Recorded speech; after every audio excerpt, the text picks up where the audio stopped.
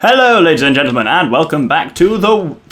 to me rolling into the bottom of a cliff, apparently. Welcome back to the Wind Waker. In the last episode, we successfully, we agreed to help the Ritos, specifically Prince Kamali, by saying, oh yeah, we'll get to the top of Dragon Roost and we'll find someone who can fetch a scale. Medley's gone up here, so we thought, why not follow afterwards?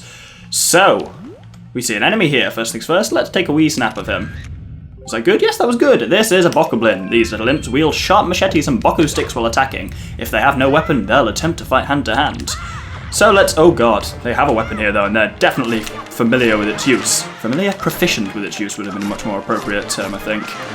I will still never get over how much I love the kind of musical sounds it makes when you hit... ooh, a joy pendant. Excellent. The more joy pendants we can gather, the better. Anyway, this Boko stick is flaming. Apparently they're actually called Boku sticks. I always call them club sticks, but that's wrong. If we light these two torches here, then we see a really cool animation! As that chest materializes itself into being, which is really cool. So let's open it! And it contains a small key. Use it to open locked doors. You can only use it in this dungeon. And, of course, you may or may not have noticed, the door was locked. Now the door is no longer locked. Through we go. And now we enter the cavern proper. And it looks really cool. I really like this as an opening dungeon just because, well, you'll see, there's a nice little mix of it. At the moment there's this kind of very fire temple-y kind of feeling place with that creepy face over there, which I'm not sure was always there. Like, see, there's an eye, one on the left and one on the right covered by that flame pillar. Not sure those eyes were always there. Maybe it's only the fancy new textures that could actually... what am I saying? Could actually handle them. Anyway, I can hear another enemy over there, so I'm going to talk about him in a sec. For now, we pull this thing out and then we can climb on top of it, which means we can jump up to there. Hooray! Now, let's see if I can be really clever and photograph these things from over there. Come on. Come on, you little bastards. Stay still. Oh, the stick's not inverted on this. No, I don't know. Oh, I keep thinking the trigger's going to be take a button because I'm thinking of, like, fire. No, that doesn't count. Of course that doesn't count. Oh, nope. Nope. I'm just going to come to them later. For now... oh, no, I'm not going to come to them later. I'm going to come to them now. So, might as well take a picture of them now. You, sir. That was a terrible photo. Sir. No. Oh! So, in case you hadn't noticed, I'll give them a proper description when I actually managed to successfully take a photo of the bastards, but... where's he gone? Oh, he's there. Oh, that's got to be a good one. Yeah! These are keys. They are... one of the amusing things, the description for them gives their least favourite thing as projectiles. These bats fly around dark places and attack anything that moves. Care should be taken around fire keys that appear during times of volcanic activity. And what does this place look like at the moment? Hint, hint, hint. At the moment, though, no sign of any fire keys, so that's good. Now here's a cool little mechanic. See these jars? They slosh as we walk because they're full of water. And as everyone knows, add water to lava, and you get rock. In real life, I don't think that would happen. Because, honestly, the water would just vaporize on contact with the lava, and you'd just get a massive, probably steam explosion, actually, which would look equally as cool, but less useful. Anyway, we got the dungeon map, which shows us things. Well, it shows me things, doesn't show you anything. Haha. But now we've got the map. We didn't need to get it technically, but it was on the way, so there's no harm in doing it. Now if we throw that there, we can now cross. And I thought I'd jumped too soon there. Turns out I hadn't. Up here we go.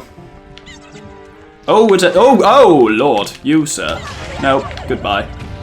Man, choo-choos die easily on this. Can I have a heart, actually? I forget I've got 4 hearts. It's really nice having that this early in the game. Well, as in, like, before the first proper dungeon, having a whole extra heart container really helps. Anyway, now, if you look carefully, you will see both of these are blocked. We were able to smash through one of these before. Okay, he went too quickly there. I was going to give a full little story, but no. We were able to smash through the ones that were kind of half broken, but these ones are fully not broken, so if we hit them with our own sword, nothing happens. But if we hit them with his sword, we smash straight through them, which is awesome. Let's smash that one up there while we're here, because there's a chest up there. Oh, there's 2 choo-choos as well that I'd totally forgotten about. Oh, I tried to do a spin attack there, but I tried to do it the weird way and it didn't work. You know, the way where you just like... oh, that did work, actually. You, like, rotate the control stick and then press B. It kind of makes you have a bit of a seizure before you fire it off, but it's quick, because it means you don't have to charge it. But either way, we got another small key through here, which can only be used in this dungeon. That's the standard rule with small keys. Oh, more choo-choos. Well, might as well kill them. The more red chew jelly we can get, the better, because Red Chew Jelly, basically, if you remember the potion shop back in Windfall Island, Red Chew Jelly allows you to get I think it's 10 you give him, get you a free bottle of red potion, which is kind of useful, I guess. Now, here, there are these bombs. Obviously, you can see what you need to do. You need to ignite them somehow, but how? I'll tell you how. Throw a pot at them. Or you can miss like that. That'll work too. Throw a pot at them. There we go. I'm pretty sure you can also actually do it just by, like, hitting them with your sword from a distance, but where's the fun in that? Now, the wise among you will notice we are back here where we started. But now, if you look to the bottom right, you will see we have a key in our possession, and here's a locked door that I walked past before. So, out we go. Well, not out, just through, I guess. There's something to the right that I will talk about later when we come back through here. But, for now, you can see what generally the thing is going to be with this dungeon. Progress through, kill some chews. Progress through, kill some chews. And if we... Oh, there's a block... I'd forgotten that Bokoblin was in there. But he has a club stick, which we can then use. Oh, he didn't drop a joy pendant, the bastard. Oh, a thing! Give me a sec. First of all, I'm just going to use this club stick, set it on fire, and much like with earlier in the game... No, we haven't ever done this in this game before. Either way, that burns down. I was thinking of the spider webbing in the Great Deku Tree in Ocarina of Time, but that's not this game, so well done, Doctor, you're clever today. This is an item orb. It looks quite cool if you look at it up close. And if you smash it, it contains pretty much everything that enemy could possibly drop, and it contains about 20 of them. Well, 20, there was like 7, but quite useful. They occasionally drop. Right, we're outside now, and it looks really cool. That's what I really like about this dungeon. You've got the fiery indoor parts, then you've got these outdoor parts that are really awesome. And a kind of narrow suspension bridge fight with a Bokoblin, which can only end well. Oh shit, oh fuck. I slipped two with the ropes there, as you can see, and kinda shat myself. There's also, you can see shit falling down from above.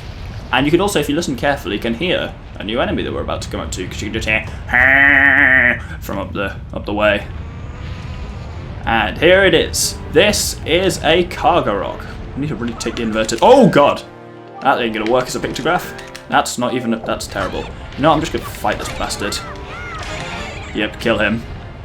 Because he will drop something useful. Or not. Normally they drop something useful. Well, I'll talk about that when one actually drops it eventually. There's one later on as well that's much better for getting a pictograph off.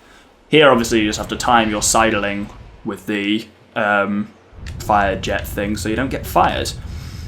But here, if you climb up here, you'll realise you try and sidle, but oh no, there's this thing in the way. However do we proceed? Well, I'll tell you. You drop off like that.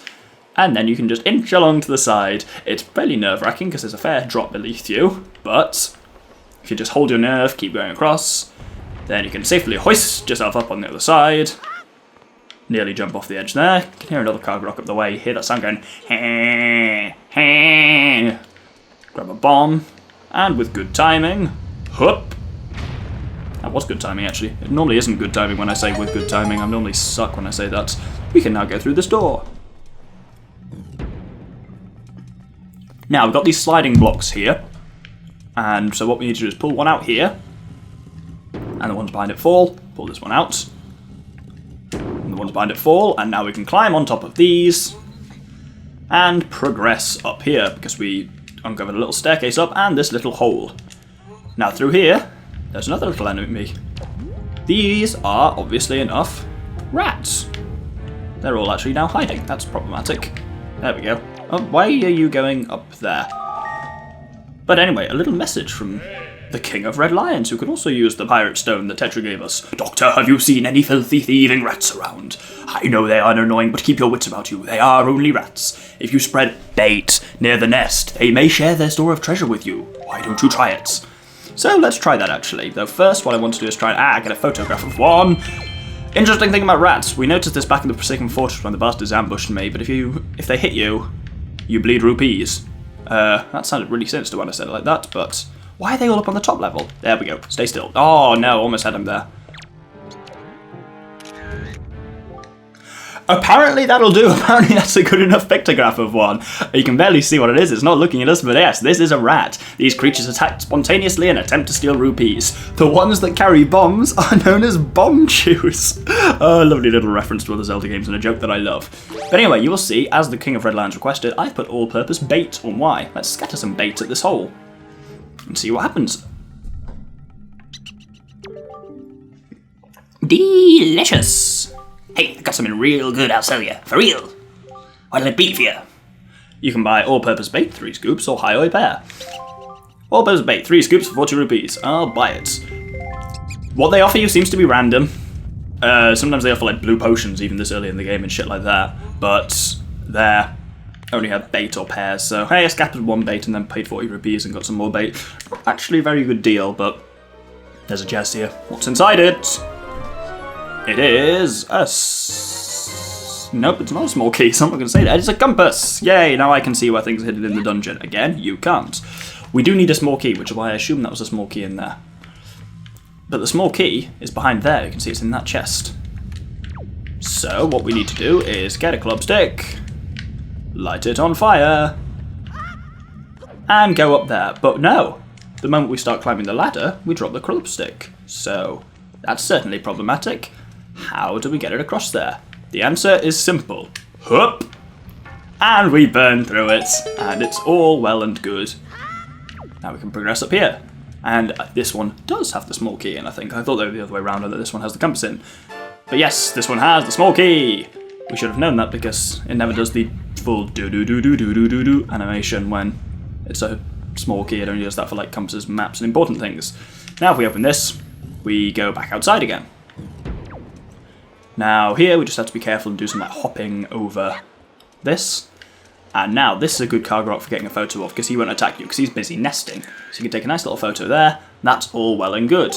This is a cargo rock. These fierce and dangerous opponents often carry bokoblins and moblins into battle. You can use a certain item to steal their golden feathers. This one was also apparently roosting on a small key, which is totally normal. But yeah, the description does actually say what that item is, but I decided to omit it. They drop golden feathers, which are very useful, but that one's going to drop it and it's, yep, all the way down to the basement.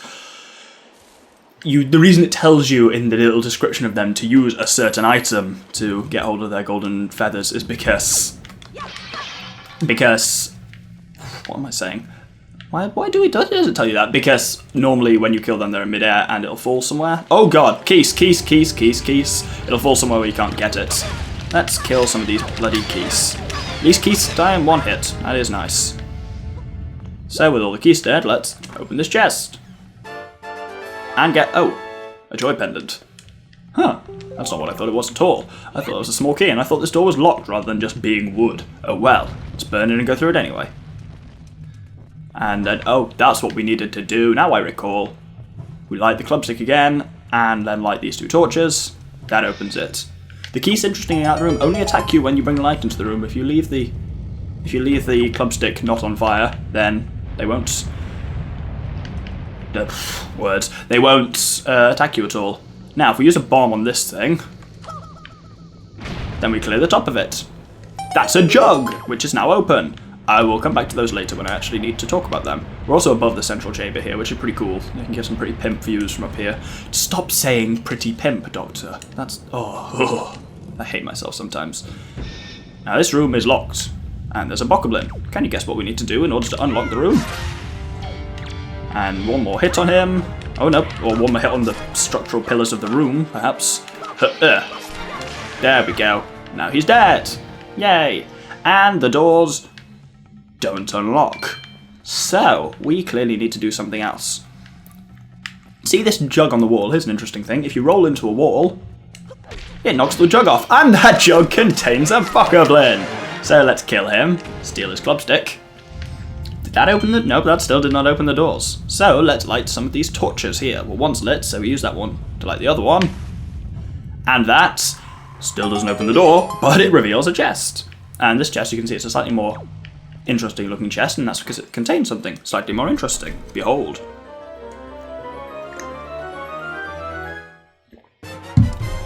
You got a treasure chart! Yay!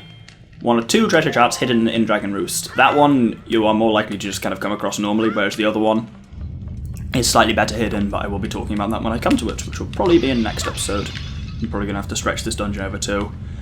And now if you come into this one again, much like above, roll into it. And this one. Oh, this one doesn't have a bokoblin in, I thought it did. Interesting. I've missed a bokoblin somewhere. There's 3 in this room. Hiding in pots, and I can't remember where the blinking 3rd one is. I think you're in this one, aren't you? Nope. Here? Yeah, there you are. If you come too close, they usually attack, but for some reason, like, they jump out of the pot and surprise you, but for some reason they're not doing it today. Not that I'm complaining, though. And with the death of the final bokoblin, the doors finally opened, with the downstairs door and the upstairs door, which is where we needed to go. And he dropped a joy pendant. That's awesome, too. I'm stuck behind a thing. Right. How many joy pendants have we got now? We've got 6 joy pendants. Pretty good. We need a lot more, but soon enough we'll be gaining a relatively easy way to gather them, so that's pretty cool. Now, another enemy in this room. This one is completely new. If we wait until he's facing me, should be able to get a nice wee snap of him.